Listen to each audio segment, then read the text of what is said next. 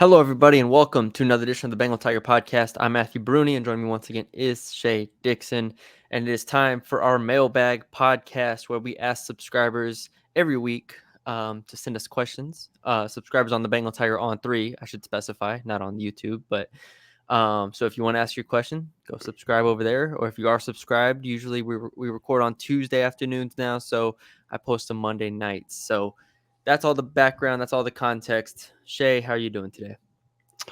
Doing well, yes, as we always do. Shout out to everybody who's continued to sign up for the Bengal Tigers, supporting us. Right now, if you do an annual deal, it comes out to less than $9 a month. I don't know when our next promo code is coming, but if you go to the website, it'll be there. Promo code is welcome, and you'll get it for less than $9 a month for the year. So, shout out as always to everybody who's been supporting us as we continue to grow. Maddie B, myself, Billy, the whole On3 crew is more than thankful. So, again, if you just go to the website, it'll show you the code. But check out the deals. You can do monthly, you can do annual, but again, an annual right now is the best value at less than $9 a month. So, Maddie B, we've been knee deep on the board. You've written some awesome articles about how to move forward after this game. I've got some coming as well. We've broken down sort of every little element of it, but now we'll take questions, and there were a good number of them. I'm guessing, Maddie B, some of these will merge together. I bet there were a lot of similar questions. My thing is I'm coming in blind. I like to just open it and go. I don't want to overthink any of my stuff and get onto a tangent. So whatever my answers are, you're straight from the heart is what you're getting here. There you go. Yeah, I skimmed them. There are some similar, but it's all good. It's all good. Thank you to everybody sending questions. We can jump right into it. I know we usually go about an hour here, so we'll see how we do. Try to do better is what we always say. All right, here we go. I've got it open. Send your mailbag questions in. Yes, we did have a good number of them, but buckle in. We're here. Maddie B, the first one is from Jiminy Cricket 7. He had a couple of them. He said, from what you've gathered covering the team and given the CBS article, and now he's referencing one, I'm presuming written by John Talty, saying that there's a disconnect between Brian Kelly and the players per industry sources. Gave no examples, any of that. So he leaves it off with that. He said, one, does Kelly work hard enough to win a national championship at LSU? I don't think there's any way we could know an answer to that. How are we logging hours in a day? Or, how do you break up, Maddie B? And you've been around long enough, not just football, but basketball programs, all that. Like, winning a national championship also comes with great players, all these different elements, luck at times. I think that we could go in a million directions here. Do I think that he's doing enough to put this team in a position to win? I would say, yeah. I would say if he didn't care at all, he wouldn't have fired his entire defensive staff. A number of guys that he hired right when he got here, and then he brought back Blake Baker and Corey Raymond, two guys that he did not retain when he got here, bringing in a Bo Davis, bringing in Kevin Peoples, Jake Olson, all these guys, and then putting Frank in charge of recruiting and not Polian, getting Austin Thomas out of Ole Miss, and the Grove Collective had blown up. We saw what Ole Miss did in the offseason, helping sort of right the ship on NIL. And they have a number 3 class with a number 1 overall player, and no school in the country has more 5 stars committed than LSU. I don't think, for me, and his other question was, does Kelly's message resonate with the team, or does he have the buy-in from the players?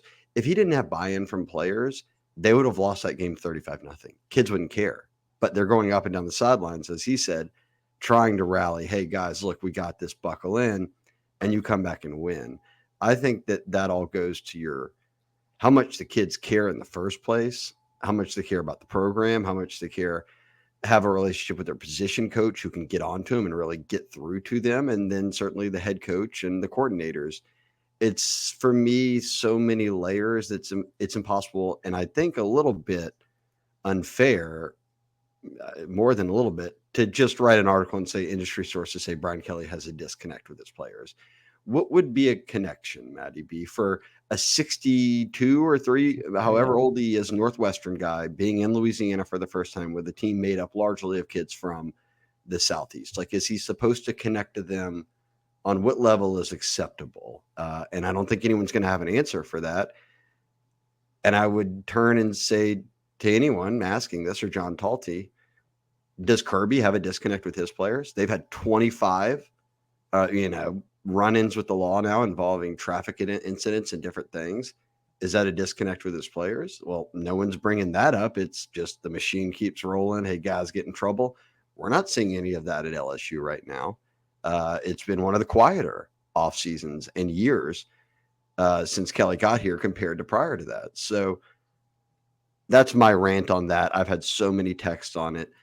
I don't know what before I can answer, is there a disconnect? I need to know what exactly you want him to connect with, because I do think that the foundation he laid is a good one. And I think he's now got a lot of good hires. What he needs are good players, great players. And I think that's what they've signed in this past class. That's what they've got on the way with the number 3 class. So this whole disconnect thing, that's why you have Frank Wilson run recruiting and Austin run kind of the point man on NIL, and the position coaches do what they do, and everybody else in football ops, Matty B, because he's not supposed to do everything. So what disconnect are we looking for? I'm just lost on that. It's like, as soon as something goes bad in a game, an article comes out, oh, well, he doesn't connect with his players. Yeah, you summed it up well. I don't have much to add. It's like clockwork with Brian Kelly. Every single year, people will come out and talk about how he's not a fit, or he doesn't connect with players, or he rubs players the wrong way, something like that. He is, one of the most winning college football coaches ever. He, based on all of the, video that is released and the video that we see, and obviously I went to practice every single practice throughout the fall and a lot during spring. I never once got the indication that players disliked him in that way for this year in particular. Maybe years past, it's building the foundation, especially year one or whatnot. Maybe there were players, but this year I never got that feeling. Obviously with the transfer portal, if there was an issue with whoever, they could leave or they could do whatever they wanted did. to. We saw. Does Brian Kelly have a disconnect with the Denver Harris? Yeah, Oh, probably so. I bet Denver Harris doesn't live up to expectations Brian Kelly wants. What happens to Denver Harris? He gets booted off his second SEC team, basically, and he's playing at UTSA. So, I don't buy into that at all. And then the first part, does he work hard enough to win national championship? Yes, I think the answer is yes by a significant margin. I don't measure the how hard someone works by national championships, because that means, Harbaugh before last year wasn't working hard. Kalen DeBoer at Washington taking them to the national championship game. It's such a cliche and just such a blanket statement to say someone's not working hard if they don't win a national championship, or if they're not at the top of their profession. It's just, there's so many factors that go into it. It's ridiculous to me. So I would say yes to both questions, and we can move on. Brian Kelly has done more than good enough job so far. Now, again, the wins will ultimately determine how he's perceived in his career at LSU, but I think the work and the connection with LSU, Louisiana, and the players to this point has surpassed even where I thought it'd be when he was hired. So we'll see. Well, yeah, everybody said it wasn't a fit, and they went out and got to an SEC championship in year one, and back-to-back 10-win seasons, and you want to see that elevate. But again, and I'll say this when we have a question on it, people so often are stuck in this old thought process. To me, it's dated. Well, year 3, you should be rolling. Well, things are with NIL in the portal. I don't think that's the same anymore. Like, you could year 1 load up on portal and run out of the gates, but he took over a roster that had fewer than 40 scholarship players. Year 1 portal helped him. Year 2 portal didn't, because year portal didn't in year 2. It's carried into year 3. I think they found a nice spot they want to be in of 25 to 30 high school signees, patch the rest of the holes with transfers, and move forward from there. So look, that's just kind of my 2 cents on that as well. I know people have talked about, well, it's year 3, we should be doing this. Well, you just fired an entire defensive staff. You have 2 new coordinators, play And callers, let's see how the year plays out. Let's just and see. we know what they have to work with. Yeah, let's just see how the year plays out. They're 2-1 with the road win under their belt, and the USC game was almost a win. But let's just see, because if they win the next 2 games and then they beat Ole Miss, they're probably not going to be favored in that game. But if they beat Ole Miss, then we'll see. We'll go from there. But one of those, it's too early to declare anything about Brian Kelly right now. We got to All get right, to I dominated that one. I'll let you get the second. Bourbon and good. Cheerios, as They're he for me always said. anyways. Yeah, long time listener, first time caller. Couldn't be more of a lie, but he does admit we haven't had him in a while. He does admit he's terrible at falling direction, so he did not stick to one question. Assuming Kaden Durham's performance of nearly 100 yards on 10 carries or so is sustainable, who do you have more faith in a reliable 1B in the running game? Would it be Caleb Jackson or Josh Williams? So I did a story Great yesterday story. looking at the run game. I think more specifically looking at the running backs and assessing them, and then also looking at like the different runs that they did execute well in the game on Saturday. Cole Kubelik also did a great video. Someone posted on our board. I watched his breakdown of it. Obviously, an O-line guy, talked about the runs that worked for them and whatnot. So all of that being said, I think the offense's success in the second half was part Durham for sure, but also Joe Sloan and Brad Davis deserve a lot of credit, because just from what I saw and what Kubelik broke down and everything, they definitely adjust. And Brian Kelly talked about it as well. They had to adjust to what South Carolina was doing in the run game, and they figured something out and they were able to pop those runs. And Caden Durham was the back that's able to pop those runs because of his, he popped it outside. He has just the speed and kind of the change of direction that you need to do that, and he did it wonderfully. So I think Durham was awesome. I'm not going to say he is the clear number one back, because I think all 3 backs have different strengths, and I think they're all going to be useful in certain situations. Like if a defense plays them differently than what South Carolina did, maybe Caleb Jackson's straight line physicality is going to be important. Maybe Josh Williams' toughness and his ability to break tackles will be useful. So I think it's going to be committee. I think those are the 3 guys. I think they're all going to get pretty even carries moving forward. And Juwan Johnson will be sprinkled in there for his receiving ability. Yeah, and look as well that can Caden Durham do 10 for 100 every week? I don't have the answer to that. My guess would be no. But we saw Caleb Jackson have some good games last year as a true freshman. Like, can he recapture those moments this year and just kind of slow things down a bit and get back to where he was? And then Josh Williams is your vet. He's going to be out there. They're never not going to play him. So I think that there will be a rotation. If you get very mad at that, well, that's the expectation. They've never not had a rotation when Frank Wilson's been running backs coach, minus even in the Fournette years, they would take him out and spell him with Darrell Williams or other guys. So when you don't have that true number one guy, and maybe you do feel that your youngest guys are your best guys, you're going to be in a rotation of sorts. Yeah. Did Andy Dalton read his best man speech off a piece of paper? Or did he get up there and wing it? So I did. I told people on the board, Andy Dalton was the best man at my cousin's wedding in 2009 or something. And I have a picture with Andy Dalton fresh out of TCU, or fresh at TCU. I don't know. So that's what he's referring to. I do not remember what his how he did his best man speech, but I remember it being like pretty good, just like 11-year-old me enjoying it. So shout out Andy. Do you think there was a best man, but then the best man wasn't doing well or well enough, so Andy had to get called in to be the backup, the new best man? So Andy was the quarterback at Katy. My cousin was his center. So obviously you have that connection there. But yes, Andy Dalton, good guy. Always rooting for him. He's like in year 13, 14 of NFL, something like that. So shout out to him. About to be a starter. Yeah. As Maddie B, as a coach for the local AAU Red Storm, do they have a regular go-to snack, Maddie B, or is snack duty on rotation? We don't do snacks. Now you're with middle schoolers here. No. It's about to be sophomores. 15. Oh, so you were 9th grade. You got promoted. 15U. So that's what I'm. Yeah, that's what I'm. Okay. So what are 15U doing for snacks? It sounds like you have no snack budget. No snacks. No snack budget. No. Well, I'm trying to think if we've ever given them snacks.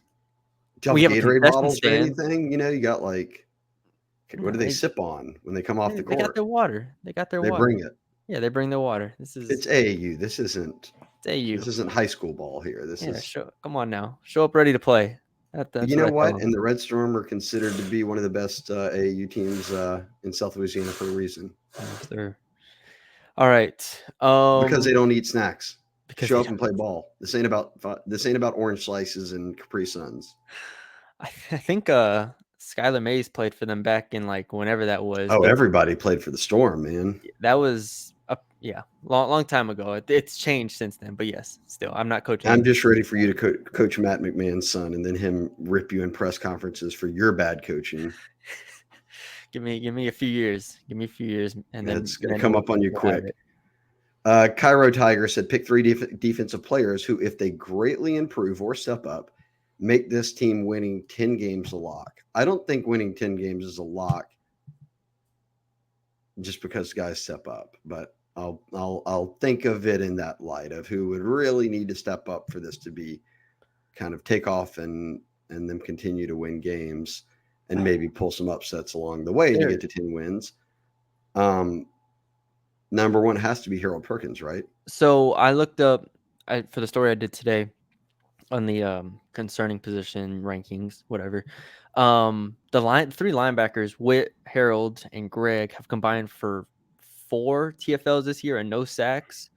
I think that has to change significantly. I think Harold Perkins has to be more dynamic, however that is, whether that's at Sam, Will, Star, however it is, however it happens, he has to be in the backfield more. Same thing with Whit Weeks. So I would start with Harold, yes. I think that's probably the number one, and then probably both DBs after that, right?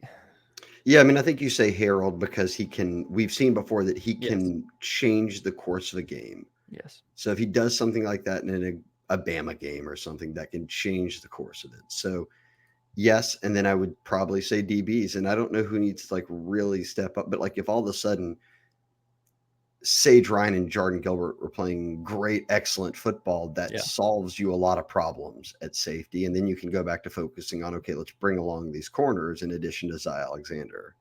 Yeah. All right. Go Doc.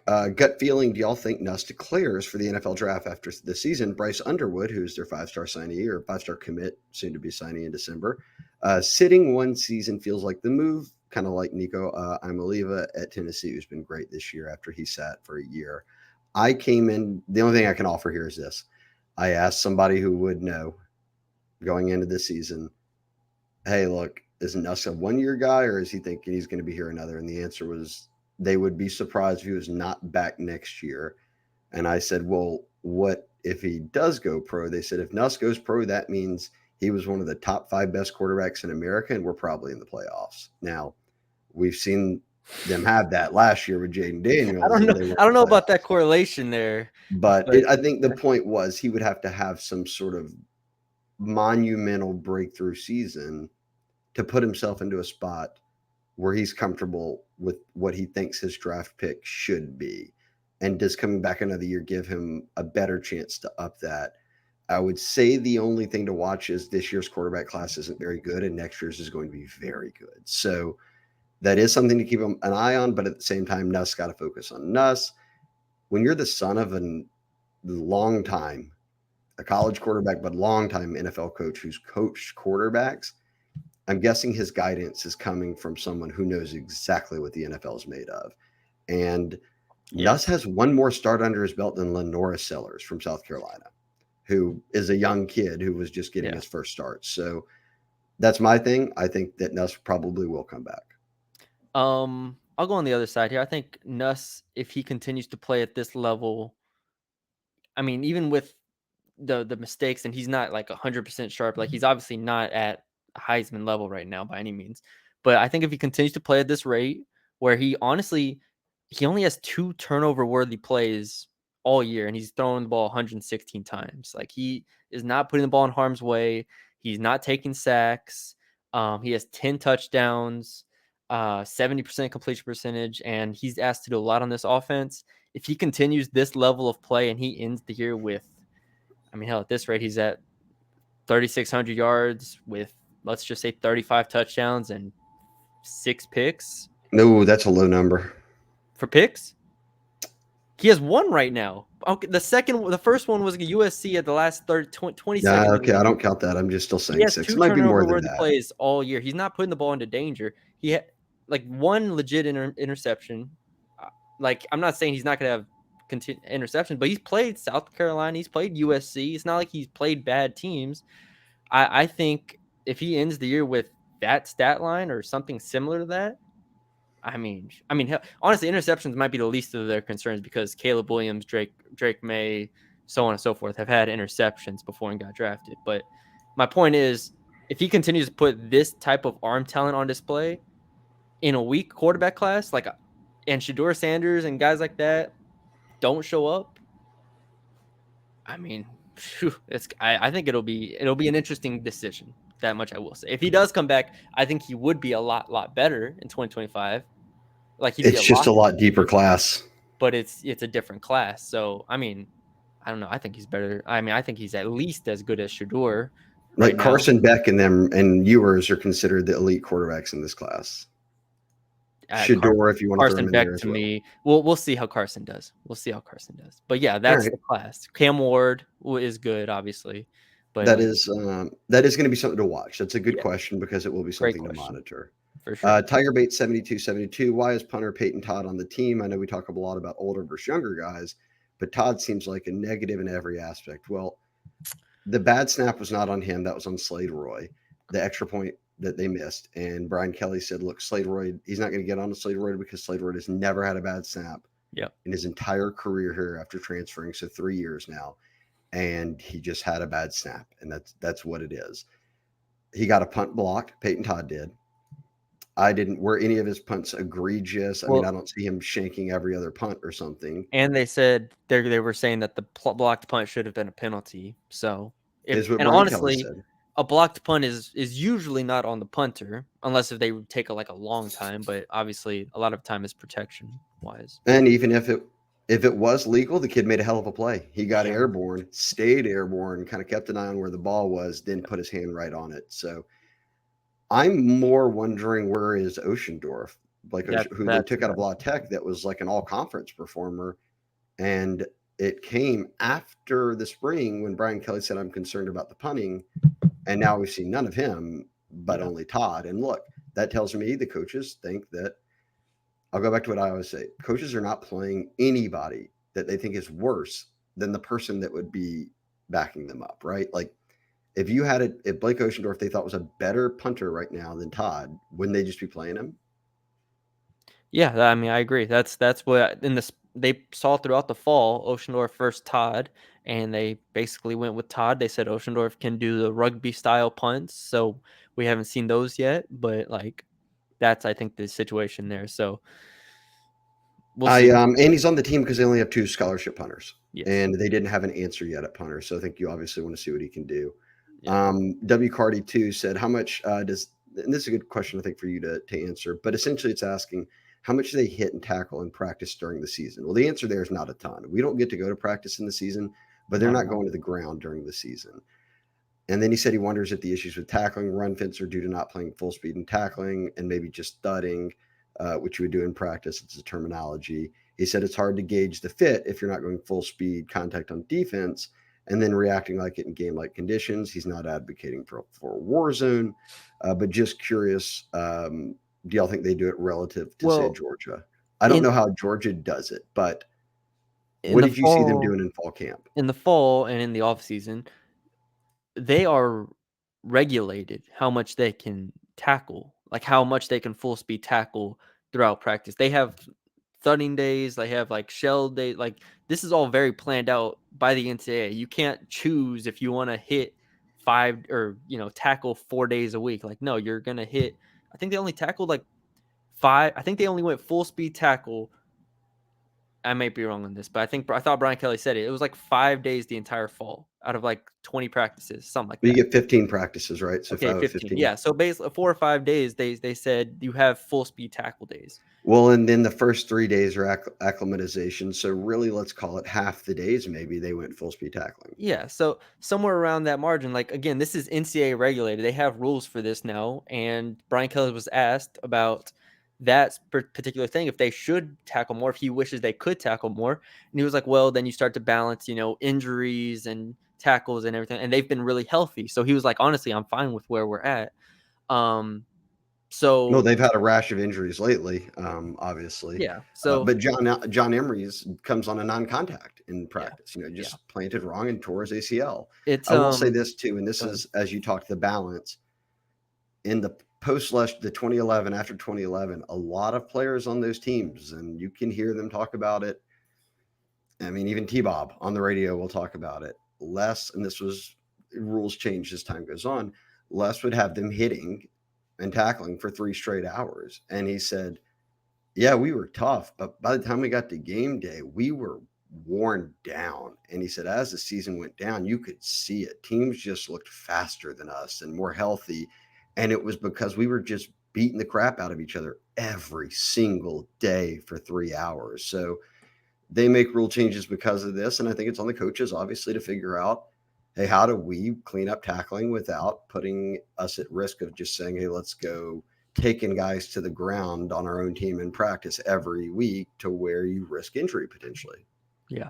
And just to address the last point of that, where he was asking if it affects the run fits and stuff, a lot of the run fits to me are like eyes and taking on blocks and stuff. So that doesn't Yeah. have as much to do with actual tackling. Like, I don't think the tackling's been bad to this point per se. I mean, breaking down like we knew like Sage Ryan and Jordan Gilberts weren't great tacklers in the first place. I don't think it makes a huge difference. I think a lot of their run stuff is eye discipline, fitting gaps, the basic stuff that you have to get Yeah. I down. mean, look at Lenora Sellers' run for 75 yards untouched. Yeah, that was Happens when something bad happens on defense. The D line got washed out of the play.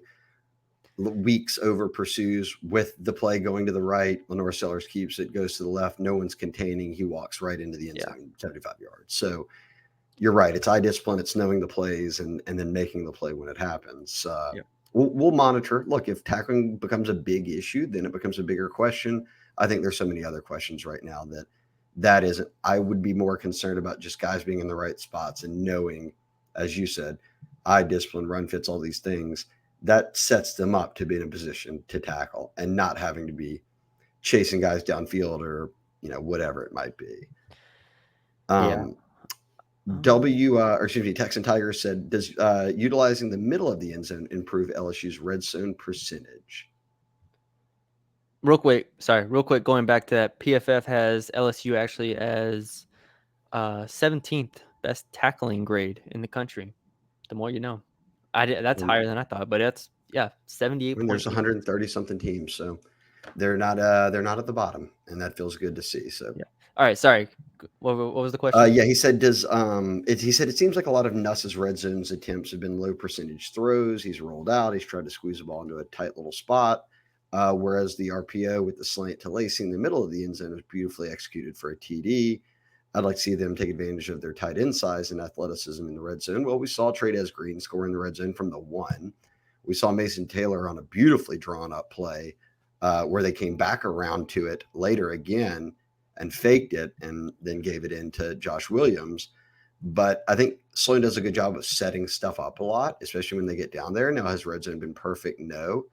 But I think they've called a handful of plays that have worked. I just think that, I don't know, you can answer it. Does going to the middle of the end zone improve their percentage? The most important thing when it comes to scoring in the red zone, in my opinion, I think statistically this checks out, is running the football. And I think they have just not been able to run the football in short yardage situations this year the way they've wanted to, which makes you a little bit more one dimensional, which obviously allows teams to maybe play the pass a little bit more.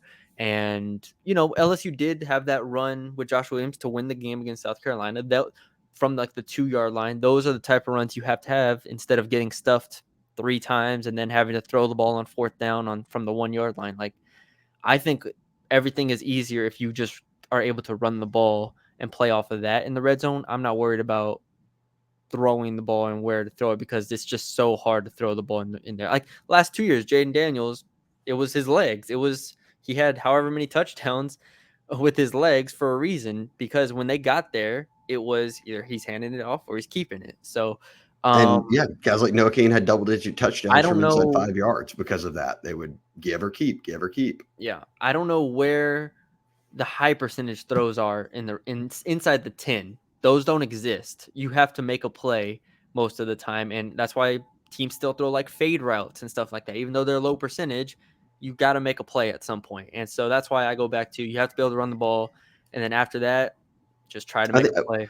I think that's kind of where it stops for me. You have to be able they seem as nervous, and this could be made up in my head, watching the game and knowing the dialogue behind the lack of a run game, Matty B, and then compounded with when you get into the red zone and you haven't been as successful as you wanted with touchdowns. When you're inside the 5, or when they're in these, at any point, a 3rd and 1 situation, a 4th and 1 situation, they seem as nervous as fans do almost of like running the football. Yeah. And I think that it's very hard to be a championship or a playoff caliber team if you can't just, I don't care about scheme, I don't care about any of that. Yeah. If you can't line up and get 2 yards or get a yard, you're not going to win a lot of games. You just aren't. And that, what does it come up to? It comes up to bully ball. I don't know, but executing, everyone get on your block, whatever it is. To this point, they've seemed quite nervous to have to go to it, which is why we've seen them do other things instead of running the ball in those spots. Yeah. All right. Do you want to ad read or keep going? We'll go one more and do an ad read. Hybrid Theory said he thought Sage Ryan looked a lot more natural at safety on Saturday. He had a couple of impactful plays. When everyone's healthy, potentially, and get to Ole Miss, who do you think the safety duo is? I do agree with him that Sage Ryan played a very nice game. Yeah. Jordan Allen could be back. Jordan Allen should be back. So your options here are Jordan Gilbert and whom? Are we assuming? Okay, yeah. I mean, if we're assuming let's just say they're in the 4-3 still. So it'd be Jordan, Major, Sage, or Jordan. You have to pick 2 of those 4.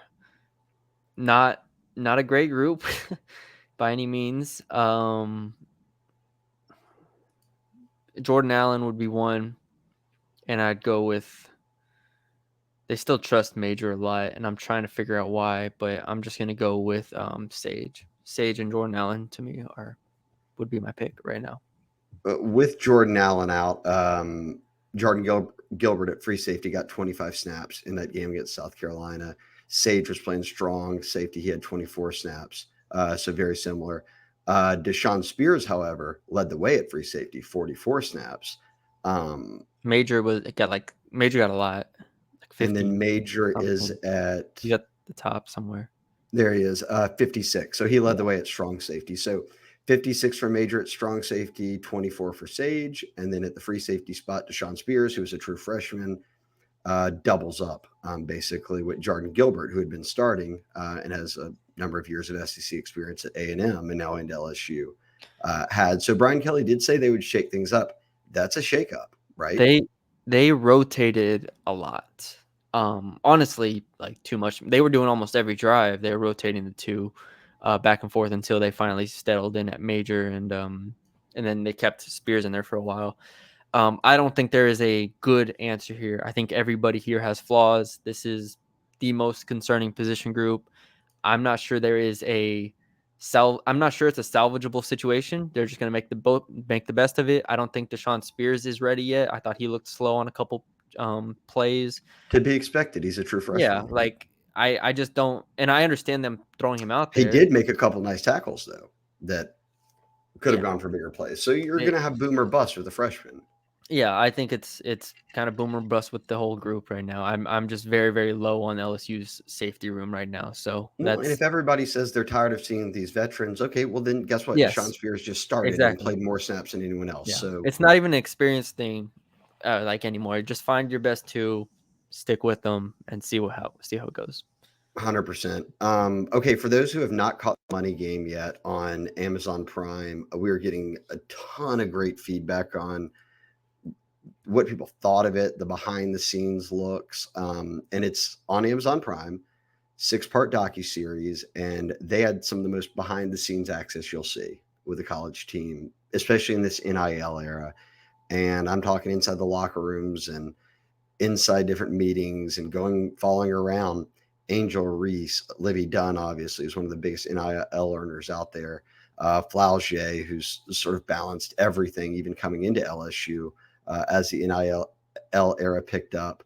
But from the Bayou Barbie stuff to literally every little aspect of kind of the big sports at LSU and how they handled it, they followed him around. Shaq produced it. And it's really taken off in a big way. Maddie B, we have the link. If you're watching on YouTube, the link will be right below there that you can click it, go to Amazon Prime, just search it, The Money Game. I loved it. I have now watched all 6 episodes. I thought it was some of the most behind the scenes stuff that you'll get. A lot of our board loved the behind the scenes stuff as much as the actual information on how NIL works and everything like that, because they were getting a glimpse into stuff that we only speculate about. With how Kim Mulkey handles the team, how the locker room was at Bama at halftime, and things like that. So check it out, The Money Game on Amazon Prime. It's streaming. All 6 of the episodes are up there as part of the docuseries, and it's a phenomenal production. Really, really well done. So kudos to them. And it just dropped a week ago. So you're not behind here. Catch up on it. I know the hurricane kind of put a lot of people behind, but if you're catching up on your TV, The Money Game, Amazon Prime, basically all about LSU, and it is a really, really good watch. Yep. Okay, let's move on. South 40 is run pass option not in the playbook. It's certainly in the playbook, right? They scored a touchdown off of it to Kyron Lacey over the middle. I think that people are also wondering RPO, this, keep or go. Give it to the running back or letting us read the D end and take it. People said they called it a bunch in the USC game. I saw some film breakdown from people who know more than me who said that's not what those were. Those were gives all the way. Those were plays that were setting up future plays. I think regardless if there's hesitancy to run Nuss, it's because they think that if Nuss gets hit or in the open field or something happens, that the season's over. Yeah. So now, or are they just putting that into their back pocket? I don't know the answer, but we'll see. We'll see. I don't think it's not in the playbook, right? Because even at La Tech, which is where Joe Slim's coming from in the Holtz tree, they would run RPO. That's where you're seeing this power T from. That was an old Holtz thing that they would run where, last year Harold Perkins scored on it, I believe, in the bowl game. But you saw some of that where they lined the 3 of them up right there and then they lead block themselves. It didn't work for him at the goal line, but it has before. But he asked about, will Nuss tuck one and run so defenses stop teeing off? I think that is one way to get them to stop teeing off. I think another is developing a run game. I thought one of the best calls of the game was that draw call that Caden Durham scored on when it was a long down and distance. They were going to tee off. They called the draw. They hadn't really called that all year, and it worked to perfection. So I think there's a variety of ways, right, to kind of keep defenses more honest and not just teeing off on you. Well, the easiest way to me is to block better. I mean, first of all, the tight ends have been Mason Taylor. I don't know what happened last year. He was pretty good. Like he was a good blocker last year. This year he has struggled like mightily. And they use him a lot. Obviously, a lot of those pulling actions or the actions where he's in motion and comes across and takes on an edge rusher, stuff like that. Like, and then obviously the O-line in general, Chester, the tackles, like in general, the blocking just hasn't been where I want it to be. So before I get on Nuss for not taking it into his own hands and running, I'm going to start with the offensive line and tight end position for not being able to block. I mean, that's been one of the biggest reasons to me. Obviously, scheme is important. Running backs are important. Nuss is important, but I mean, they just haven't blocked well in the run game to me. I was trying to pull up an answer to this next question, but he also asked, why do we only throw across the middle once a game? Well, it's not true. Well, I was trying to bring up the chart that I shows just exactly how oh often, but oh they have that nice. I was looking through that. They sometimes do, they don't in this one, but I know he threw it on to Anderson on an NFL throw on one Mason across the middle. Taylor a couple times over the middle. Hit Josh Williams on a check down over the middle. I can probably name 5 off the top of my head over the middle. I mean, I don't know. It's not true. It's not. They throw it. They already do throw it more than Would you once. like to see them throw it across the middle more often? Is that something you think No. that He's completing 70% of his passes. He's dicing up defenses. They couldn't block for him last game, first of all. So any long developing routes you have over the middle, we're not getting open or we're not there. I mean, he hit Aaron Anderson while he was on his back over the middle, 20 yards down the field. It's not like he's scared to throw it. I mean, this is Garrett Nussmeier here. He's not scared to throw the ball into tight windows. That's literally what he does all the time. So I just don't think it's I mean, yeah, it's not a concern of mine. I'm seeing this next one? Let's see where we're at, Matty B. Irish Tiger. What's your prediction money line odds for LSU against Ole Miss, and would you take it? All right, I just Googled it on covers.com. They have some early lines out on money line. It would be plus 128, plus 115. You're not going to get a massive number there. They're not going to allow you to bet plus 500 on LSU to win that game. In fact, some of these spreads are Ole Miss minus 3.5, Ole Miss minus 2.5. Now you can't bet on them yet, but we'll see what it comes out as. But no, I don't think that's going to be some crazy money line that LSU is like the biggest underdog that they've been in a long time or anything like that. But he also has does Mason Taylor return next year? It's something I've never thought of. I'm looking it up right now to see what other tight ends there are in this class. Again, much like a Nussmeier, his dad's a Hall of Famer who played in the league a long time, and I would think knows very well when you should stay and when you should go. Walter Football. I mean, people can use I whatever don't want to use they that. want. All right. Yeah. They have him 4th. They have him as the 4th tight end. This Yeah, other one. I don't consider that to be. This other one, Draft Tech, has him 12th tight end. I mean, look, he's at 17 receptions right now. Even if he just ends the year with like 45 receptions, which is very doable at this point, he's going to be amongst the leaders in the country for receptions and receiving yards as a tight end. I'm interested to see, like I said, he hasn't blocked well this year. I'm interested to see if that hurts his stock at all. But as a receiver, he is awesome. He's excellent. So, I mean, he's not Brock Bowers, but I think he's really good. Like, he could definitely be, in my opinion, like a top 3 round pick if he continues on this trajectory. He's top 3 right now in catches, 17. Michigan's tight end who Colston Loveland, who came into the season, a lot of people thought maybe was the best tight end in the country. He is leading the way in catches right now. If I looked at his yardage and then searched by tight ends, I mean, it's so early in the season. We're 3 weeks in, so that makes this a lot tougher to actually look at and see. But Fannin at Bowling Green, who also has 17 catches, has 204 yards. Syracuse's tight end, who has 13 catches, has 201. Middle Tennessee's has 12 for 198. Let me get down to where Colston Loveland has 19 for 187. Gunnar Helm at Texas has 10 for almost 200. I don't see Mason Taylor on this list because he is not. And then Penn State's tight end Tyler Warren. He has not eclipsed 176 yards, and that's all they have. They have a top 100 listed that includes he's at 160. So he's right behind there. I think we need more time in the season to know if that's a viable option for him. Yeah. I'd probably lean to him coming back right now at this moment. Excuse me. Nick Tay, 225. Is there another guy at center y'all would trust to get meaningful reps, or are we just going to let DJ take his lumps all year? The coaches know more than me on this one. Here's my opinion. And I'm taking my opinion from what I believe to be true, but then what I have reaffirmed to be true listening to T-Bob talk about this. T-Bob Hebert started many, many games at center for LSU.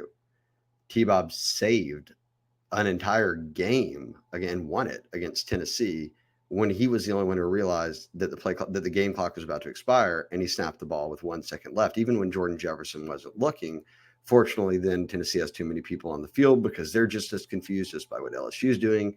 LSU gets an untied down. Ridley takes it in. They score. Highlighted T-Bob's career, right? Like, what a heads up moment. He said that his freshman year, this is what it is for DJ Chester. And look, granted, he got put in at the end of Missouri when two guys played bad at center, and he looked great, and they won that game. He said that this year, and I said it before the year, you don't want to just see a ton of bad snaps and the ball's rolling back there and he's so scared he can't block anyone. Brian Kelly already said he knows how to point out all of the defense. He knows his checks, his calls, and he works with Nussmeier well there. But that there would be growing pains. And T-Bob explained it. He said, you don't understand it unless you're a center and you go into your first SEC road game and you just don't want to basically F it up, right? You don't want to be the reason that they lose. And you're playing a really formidable D-line and the crowd's rocking. T-Bob said, I would make snaps on, which is why they have this disconcerting signals right now. Like if the other team snaps their hand, then DJ thinks, oh, wait, I should snap it. That's what Brian Kelly had brought up at one point. He thought that it was on that.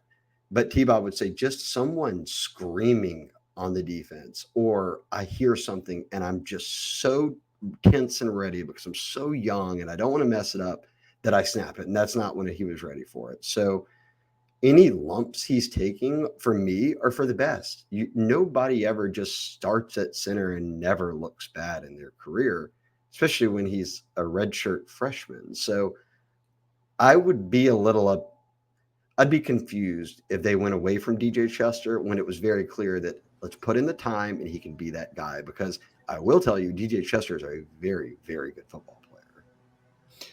Yeah, I don't have anything to add. I think he's going to be a very good player, and ultimately for the long term of LSU, and honestly for this season, I think him at center is your best option. Right now, it is painful taking these lumps, but I wouldn't feel too much better even with like Garrett Dellinger there or something like that, because then you're sliding in like Tyree Adams or something, and you just shake up a lot of things that I don't think you need to shake up right now. Now, if we're at week 7 or 8 or something, and he's still snapping the ball into Garrett's chest when he's not looking, then yeah. But at this point, I'm good with it. Same. MN Tiger said, does Chris Hilton take this offense to the next level? Matty B, let's just say he's back by Ole Miss, maybe. Give him another 3 weeks to rest. Okay. Does he take it to another level?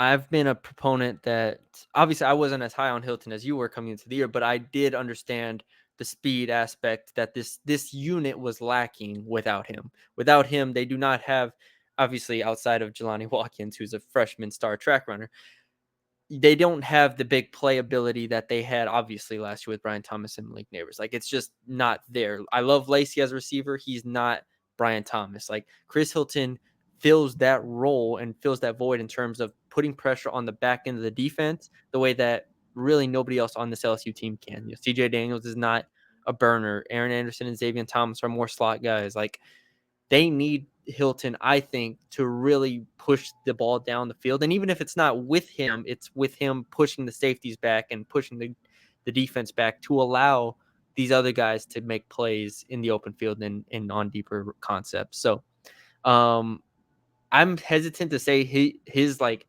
just bringing him back is going to take this offense to another level, but I do think it will help significantly in their pass game vertically down the field. Shout out to Aaron Anderson and some of these guys who have stepped up in a major way in his absence and played extremely well. So fortunate to have them. Hoko, excuse me, Hoko Mojo asked, board favorite, why do every year do we have some different massive Achilles heel? Special teams year 1, defense year 2, goal line short yardage situation this year, and run coverage busts. I would say with this year, it's game 3. I'm not ready to make any sweeping conclusions of what they can't get better at.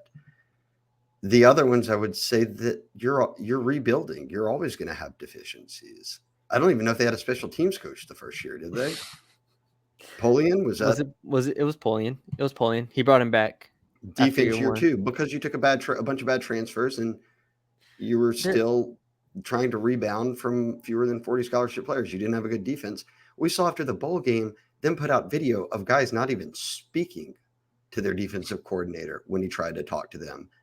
Brian Kelly had to fire that whole staff. So I don't know. For me, I think every year, you're going to have an Achilles heel in rebuilds, right? Like Yes, that it's comes with the football. territory of rebuilding. It's football, yes. Especially in year 3 in this situation, for them not to have a weakness or an Achilles heel is unrealistic, and especially with the defensive personnel that they have and the questions we had coming in, I don't understand how we wouldn't have a weakness of some sort on the defense. Even with the defensive line, I think playing really well and them, having some moments of being a good defense. I mean, I think you can look across the country, and a lot of the teams haven't played anybody, so we don't know, but I could look at almost every single team in the country and say that they have a glaring weakness or an Achilles heel of some sort. Um, we'll just see how it goes. And so, yeah, I don't know. Every year, a team is going to have a weakness of some sort. I just don't think it's a big deal. I think it's football. It's sports. I mean, people have strengths and weaknesses. Agree. Denim Tiger 90 said, "Why is the offense not stretching the field more? A lot of short and behind the line of scrimmage passes would seem to open up things up and then help in the run game too." I think again we're 3 games in. You've played a case by case basis here. I thought I really liked what they did against USC in that opening game because they took what they gave them. Yep. Nichols, I'm not even counting. I don't care about. South Carolina was coming after them every play, blitzing the house. Yep. So some stuff that you can get out quickly is certainly something you have to do. By that same mark, we're sitting around here saying that Nuss made some NFL throws. Well, what were those throws? A deep, deep ball down to the right sideline that was perfectly placed. One over the middle, falling with a hand in his face to Aaron Anderson 40 yards down the field. The one to Kyron Lacey that he toe tapped and got in and set him up at the 5-yard line. So I don't think that they're not, but I think that against the South Carolina, how much can you really sit to stretch the field vertically? You need a little bit of time. Well, what takes time? Pass blocking. And they were in Nussmeier's face the entire day. Yep. I agree. We're And game 3 also, here. I don't think we have what enough of a sample size to know if they are for sure never going to do this or that. I think it's 2 things. I think it's like we talked about, the personnel without Hilton is not capable, at least to a consistent degree, of beating people over the top. And secondly, like you said, the pass protection has struggled against USC and against South Carolina. So that is not a good recipe for pushing the ball down the field. I guarantee you, if Garrett Nussmeier had Brian Thomas and Malik Neighbors, they would be throwing the ball down the field a lot more than they are right now. They don't. They have good receivers. I think this is a good receiving core. I don't want to sound like I'm trashing this receiving core. I think it's good, but without Hilton, it lacks some of that pop that you need. Germans asked, portal misses or lack of use over the past 2 seasons, does that fall on Kelly? Everything falls on Kelly. So yes, Yeah, whatever deficiencies you're talking about fall on the head for coach. sure. It's no different than a business and the CEO or the president. It falls at their feet, right? No matter what happens, top down. So yes, it falls on the responsibility of Kelly, as opposed to anyone else, the hierarchy at LSU, he said. It seems like the lack of use and then excuses, lack of accountability from the top down has our roster in its current state. For example, DT and corner. Where's the disconnect between perception and reality from the only 39 scholarship players 3 years ago? To get out of 39 scholarships, you had to portal so hard that then you had some hits and you had a lot of misses. And in that time, you've also recruited to the point where you have some really good players. That Weeks was a recruit, Perkins was a recruit. I can go on offense and name you every offensive lineman outside of Miles Frazier. Their running backs were all recruits. Their wide receivers, Lacey was a transfer, but that was multi-years ago. I mean, it was kind of even before the portal started. Yeah.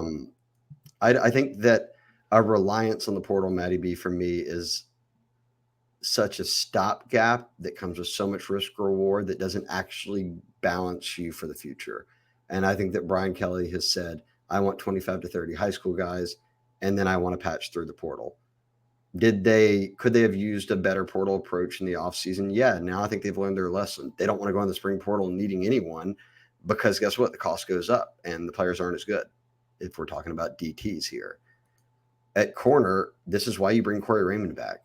And you've got DJ Pickett committed, #1 corner in the country. You've got Cade Phillips, who I think finishes top 5 corner. You've got Aiden Anding, who I think may finish as the best corner in Louisiana. You didn't have those recruiting chops before. So you were relying on portaling guys. Year 1, it worked. Year 2, it didn't. Deuce Chestnut's gone. Denver Harris gone. Like, these were guys that were hyped up, right? and they were no good. They weren't any good at all, and then they never played. So I think that any portal discussion needs to be focused solely on get guys in and develop them and patch the holes through the portal. Yeah, I agree. I think the lack of recruiting is more concerning over the past few years than not using the portal this year. Because honestly, maybe I'm overreacting, but like Florida State was a portal team the past 3 years, right? Now where are they at? No, Like, they went 12-0 and didn't get into the playoffs, and now they're 0-3. and now you're like it's hit or And then miss. if you That's want just to what it is. lean on the NIL side and portal, or NIL really, A&M started it out. Their locker room imploded. And then Ole Miss just is going currently boom or bust on Yes, NIL and portal. What are they going to look like a year from now? Because they've done everything's portal. They're not heavy on high school. So an Ole Miss maybe can do that because it could be, hey, this is our chance. That's not LSU. LSU's won 3 national championships in 20 years. Yep. This is not a Build boomer for bust. each year to keep it sustainable. You don't need a hit or miss year. If I'm an LSU fan. No, this is not exactly. LSU is not in the same situation as those teams. This is not a boomer bust program where you go all in for 1 year. This needs to be consistent. So like you laid out, the recruiting at those positions was not where it needs to be. The development over the past few years has not been where it needs to be. This is not a portal solution. This is a recruiting and development solution that I think they will have over the next couple years because seems like they have the talent coming in especially at defense back. The Bear 60 asked, does it seem that the starting 22 from the first game to the third or fourth game is or relatively different across the BK years? It's happened all 3 years. He said the staff gets these guys in 15 spring practices in the month of August, but then they first 3 or 4 games, they're still mixing and matching Perkins, Anderson, Durham, Weeks, etc. I understand injuries, but what does it say to the team when the staff is making changes into the season? I think it tells the team exactly what Brian Kelly said in the press conference after. Guess what? These freshmen are on scholarship too. And we're putting the best players on the field. If they were reluctant to make changes and just stuck with the same guys and were getting the same but negative results, wouldn't that be much more infuriating than them saying, hey, look, this isn't going great. Let's try something different? Yeah, I agree. I don't have anything else to say. It's football. I mean, there's position battles, there's oars around the country on depth charts. There's oars like Michigan can't figure out what quarterback they want. Like this is football. This is sports. You figure out who's good and who's not when the bullets start flying. It's 3 games into the season. You have new offensive coordinator, new 3 defensive games coordinator into the season. Like this is not a situation where, and to your point, everybody wanted to see PJ Woodland out there, right? Everyone want to see Deshaun Spears out there. Okay, well, let's see them play. Let's see what we got in here. Once Don McKinley's healthy, we'll see some Don McKinley out there. Like they are going to continue to play players that they want to see and see if they can help them win. That's what this that's what the non-conference is for, really. And that's what these next 2 games we'll find out about, UCLA and South Alabama. So they're going to continue to change players. And if you don't like it, then I can't help you. That's just what's going to happen. Now, when we get into the last 5 weeks, 6 weeks of the season, then yeah, I want there to be continuity. I want them to have figured it out. But with a whole new staff, with obviously losing the personnel that they lost last year on offense and defense, like they need to figure out what they have and what works. So I don't think it says anything negative to the team. I think it says, hey, whoever wants the job, come step up, come earn it right now. 100%. Michael Gary Scott says, if Kelly decides to hang it up in the next few years, who are your top candidates? Kelly ain't hanging it up or going anywhere unless he's winning national championships and says, okay, cool, I've done my part. And if that's the case, then you get your pick of the litter because that means your roster's awesome by then. You're good enough to win a national championship. Yep. So that is such a future conversation that is not even worth having right now. Not Billy Napier. Blaze said, true. If local media ask BK tough questions, will their access be taken away later on? No. I've never seen anyone's access be taken away. And fans, I think, want media to ask questions in the tone of fans, which would be kind of very mad and filled with vitriol. And instead, we just ask the same questions that you're saying without the sort of sternness behind it and the answers. I would suggest people go watch Monday's Brian Kelly presser. I thought he was very honest about where they're at as a team, why they're doing things, and what the future looks like. So, yeah, No, it's fans being fans. You know how it And is. he doesn't have to answer to media anyways. It doesn't matter. He answers to one person, the AD. So Scott Woodward's questions are the ones you need to be worried about if they're stern or not enough for Yeah, you. and he was still asked a question in the press conference about like, well, is it still concerning, this and this? And he went on, like you said, a long answer about how it's an SEC road win. Like he it's not like he's not asked questions here, and it's I don't know, it's just fan. That's the oldest fan thing to do is be like, media, hold his feet to the fire here. Be like, okay, cool. What is that gonna do? He's gonna pay $10 million here. Yeah, no, I'm not worried about that one. Santana said Lacey and Anderson have shown they're the top two receivers on the team. Who's the third? Let's not count Chris Hilton into this because he's injured. I think if you're not, and he said receiver, so we're not counting Mason Taylor. You only have two options, right? It's going to be either Xavier Thomas or it's going to be CJ Daniels. Yeah, I'm taking CJ CJ. Daniels has 11 for 143, no touchdowns yet, and stepped up big at South Carolina. And Xavier has 8 for 72 and a touchdown. So yeah, I think CJ pick is. which one you like more. I think CJ's still there, and we'll see once Hilton gets back how he looks. I'd go see. Tiger Mike. I'll take either of them. I like Thomas or CJ. I'd like to see a little more of CJ, but I know what Thomas can do. Oh, Did they consider playing someone else at center? No. You got to let Chester take his lumps. I said that all off season. Let him take his lumps. He'll be better for it. yeah. Let's see how these next two games go. Tiger Mike, very straightforward. What's wrong with the offensive line? Love it. I don't know, Matt Eby. I mean, they pass proed very well until they played a team that was very excellent at rushing the passer and then brought everything against them. Some guys played well. Other guys had historically bad days for how talented they are. Yeah. What's wrong with the offensive line? That is, for it being such a short question, I feel like it's such a broad answer. Like, obviously that's what happens, but I think, Chester's figuring out at center. I think their guards are good, not great. And then I think the tackles just have been a little disappointing to this point. I think they've struggled in ways we weren't expecting. I went into that South Carolina game at least expecting Will Campbell to go toe-to-toe with Dylan Stewart, and he just kind of lost it. So he had a bad day. They lost. I couldn't tell you what specifically is wrong with it. I think only Brad Davis will know that one for sure. But at this point, I think I wrote it today in my story. It's like I still believe in this offensive line. Same. It's not like I think there's a much better chance that they get better over the next 3 weeks than they stay the same or regress. Like I think that they're going to 100%. be at their best probably when Ole Miss comes to town. And honestly, I said it after the South Carolina game. I don't think LSU plays the defensive line as good as South Carolina's in terms of pass rushing. So you lost, you learn, you use it against Ole Miss because Ole Miss also has a good front. Will Campbell's played Will Anderson and all those guys before too, and looked solid doing it at a younger age. I think that those guys will bounce back. They're okay. Look, they went up against a couple monsters this past weekend, and who have great length. And one thing that Jones and Campbell don't have is incredible length. So while they're great players and great pass protectors, sometimes you just get beat. They will get better. I'm confident in that.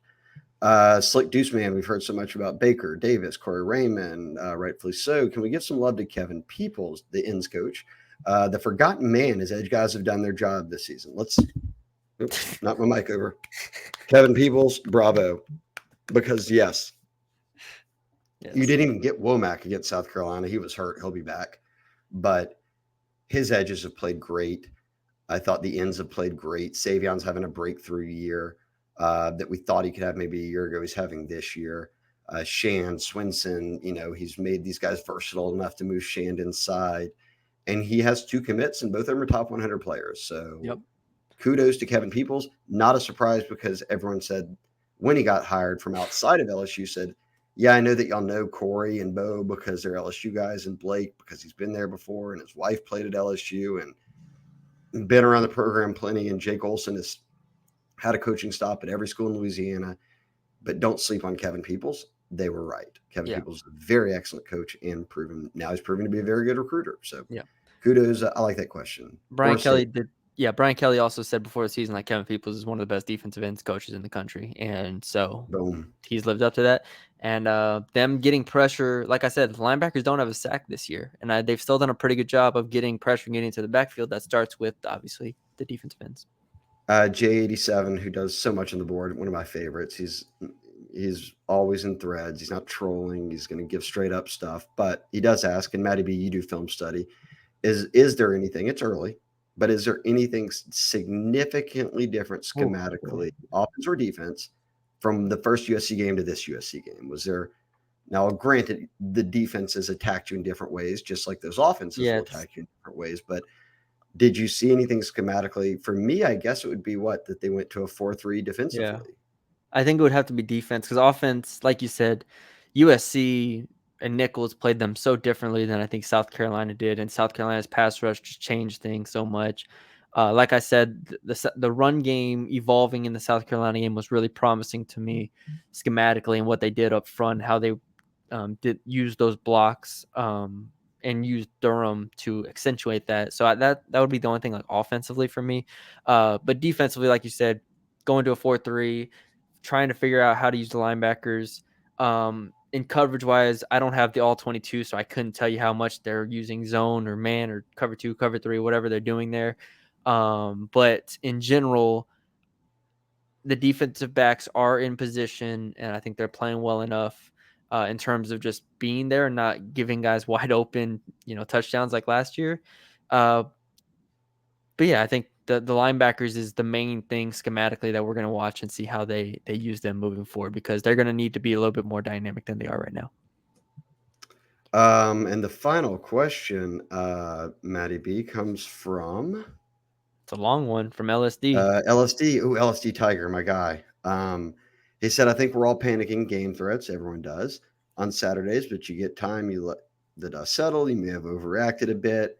He said, in the end, the team closed, fought through adversity, won an SEC road game. Feel good about that. I completely agree. You came back from 17-0 and you won an SEC road game. There's only 4 of them a year, and none of them this year against Vandy. So even when you go on the road to Florida, A&M, these are tough places to win no matter how good or bad they are at football.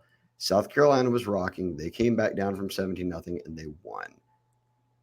That is something you take away. That is the first thing you should mention before you get into breaking down how bad it went or how good that you won the football game. That's all that counts at this point. You are 1-0 in SEC play. Now, he says, and I think this is a good question, guys like Swinson and Kaden Durham stepped up. And he said, I think they'll continue, going to continue to get a team effort in big games throughout the year. So that being said, a Swinson steps up, a Caden Durham steps up in week 3.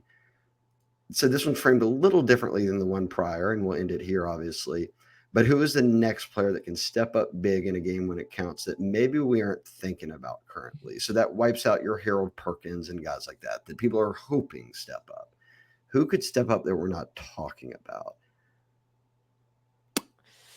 Are enough people does Paris Shand fit into this conversation? That's the first name I thought of too. That's funny. That's the first name I thought of too, because he does have, like, I was going through the PFF, not grades, but stats, just their stats, and he does have a lot of pressures on the year. I don't know what the stat TFLs are for him, but he is someone who could, I think, make some game-changing plays, like in theory, if on the inside and on the outside. Like, he's mixed it up well enough. Shand is like the first one I thought of. Here's my answer. Because they moved him inside and he still was productive, and you need that help inside with Guillory gone.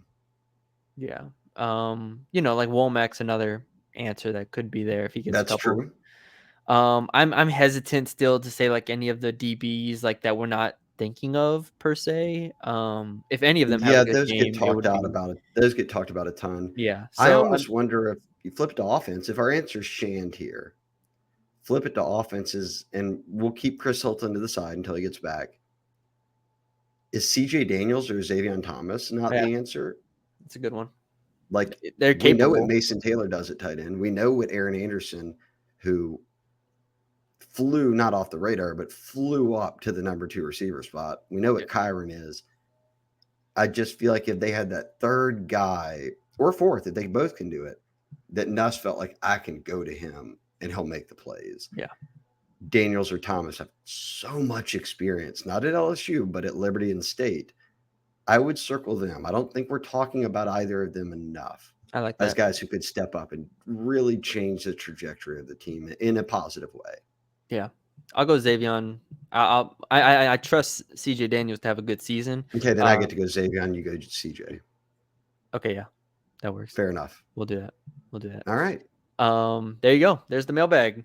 Made it a little longer since the last one was a little shorter, so get to get y'all your podcast for the week. We'll be back on Friday to preview LSU versus UCLA.